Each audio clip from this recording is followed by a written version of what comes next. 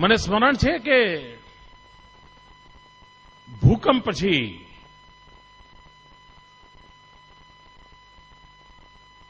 આટલા મોટા ભગીરથને કામ કેમ પાર પાડવું એક મોટી સમસ્યા હતી. મને વહીવટનો અનુભવ પણ નહોતો, હું નવો આવ્યો હતો.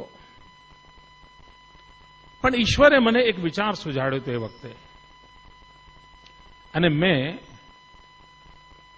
સચિવ કક્ષાના અધિકારીઓને તાલુકાના ઇન્ચાર્જ બનાવ્યા હતા. અને મેં એમને કહ્યું હતું, મને યાદ છે કે ઓક્ટોબર મહિનાની એ 20મી કે 22મી તારીખ હશે 2001. હજુ માંડ મને મુખ્યમંત્રી પદ પર 10 દિવસ થયા હતા. અને ત્યારે મેં એક વિચાર મૂક્યો હતો કે દરેક સચિવને એક તાલુકાની જવાબદારી. અને મેં એમને કહ્યું હતું કે શુક્રવાર, શનિવાર, રવિવાર 3 દિવસ તમારે એ ભૂકંપગ્રસ્ત તાલુકામાં જ રહેવાનું.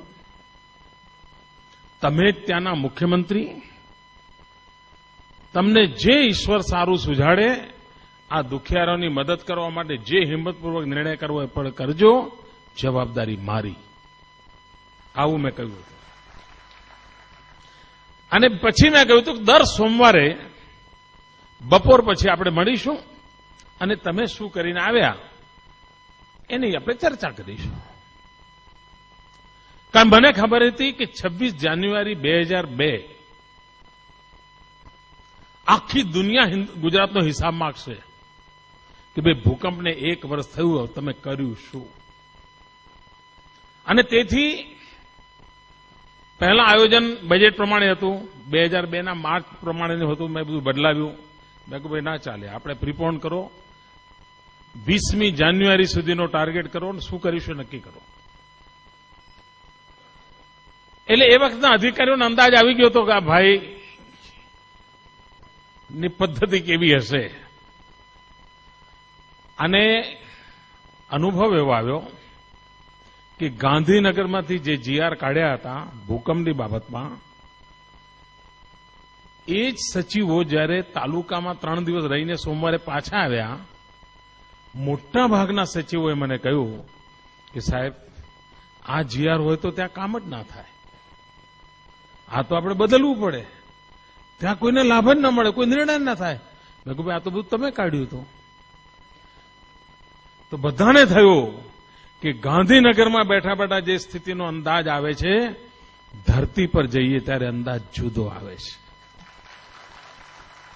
અને મારે એક પણ વખત એક પણ ટકોર નહોતી કરવી પડી, કોઈ સૂચન નહોતું કરવું પડ્યું, મને અનુભવ પણ નહોતો.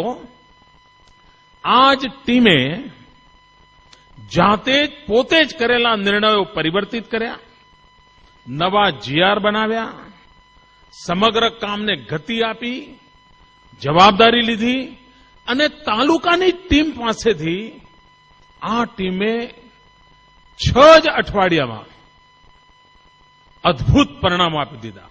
અને મેં જોયું હતું કે શુક્ર, શનિ, રવિ રિલિજિયસલી આ અધિકારીઓની ટીમ ભૂકંપગ્રસ્ત તાલુકાઓમાં જતી હતી, જ્યાં સર્કિટ હાઉસો તૂટી ગયેલા હતા, કોઈને કોઈ નુકસાન થયેલા હતા, પાણીની વ્યવસ્થાઓમાં હજુ પણ ગડબડો હતી. એ અગવડ વચ્ચે પણ આ ટીમ ગઈ અને આખી દુનિયાને અચરજ થાય એવું 20મી જાન્યુઆરી જ્યારે મેં દિલ્હીમાં જઈને પ્રધાનમંત્રી સામે રિપોર્ટિંગ કર્યું કમ્પ્લીટ કે આટલું અમે પૂરું કર્યું છે. વિશ્વભરની એમ્બેસીને બોલાવી હતી, મેં એમની સામે પ્રેઝન્ટેશન કર્યું હતું કે દુનિયાના દેશોએ ગુજરાતને જે મદદ કરી હતી આ અમારું કામ. અને આખા દેશના મીડિયાએ સકારાત્મક નોંધ લીધી હતી કે 1 વર્ષમાં ગુજરાત ક્યાંથી ક્યાં પહોંચ્યું. આ એક અનુભવે બતાવ્યું હતું મને કે તાલુકાની સાથે જો સીધા વહીવટી વ્યવસ્થાઓને જોડીશું આપણે, તો જે કામ ફાઇલના માધ્યમથી થાય છે એના કરતાં 1000 ગણું અને ઘણી સ્પીડ સાથે આપણે કરી શકીએ છીએ. ત્યાર પછી લગાતાર તમે જો માર્ક કર્યું હશે તો બધા જ કામો આપણે એવી રીતે કરતા ગયા કે જેને કારણે નીચેનું આખું માળખું એક સાથે ગતિશીલ બને. 500 અધિકારીઓ ગાંધીનગરમાં બેસીને 12 કલાકને બદલે 18 કલાક મજૂરી કરે, એના કરતા તાલુકાના 200 લોકોની ટીમ લઈને એક વ્યક્તિ બેસે તો આખા રાજ્યમાં એક સાથે 1 લાખ લોકો મૂવ કરતા થઈ.